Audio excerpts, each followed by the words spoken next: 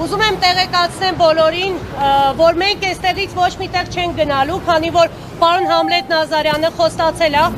որ մոտակա 1-2 ժամում կքննարկի կառավարության հետ եւ մեր հետ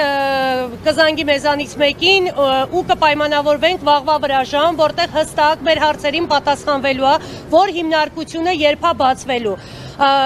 Անգամ մեր շատ հարգարժան պարոն Համլետ Նազարյանն է հասկանում, որ այս ամեն ինչը լուրջ խնդրի առաջ է կանգնացնում մեր տնտեսությունը, այնտեղ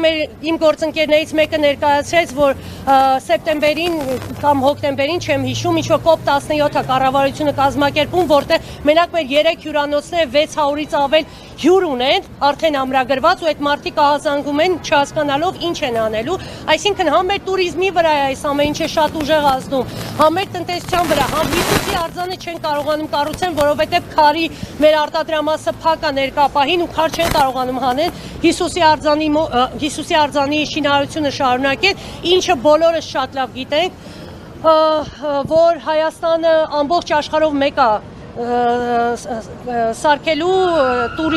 տուրիստիկ համար մեկ գոտիներից մեկն է լինելու։ Մի խոսքով շատ մեծ հույսեր ունենք, որ պարոն Փաշինյանը կհասկանա հարցի լրջությունը, որ այսքան մարդ սոված ծառավ չմնա, բոլորս ունենք աշխատանք, մենք ընդհանրապես ուզում ենք գնանք մեր աշխատանքի։ Հիմա կսպասենք մինչև պարոն Նազարյանը զանգի ժամ պայմանավորվի մեր հետ վաղվա հետ կապված, որտեղ արդեն ավելի հստակ կպատասխանեն մեր բոլոր հարցերին։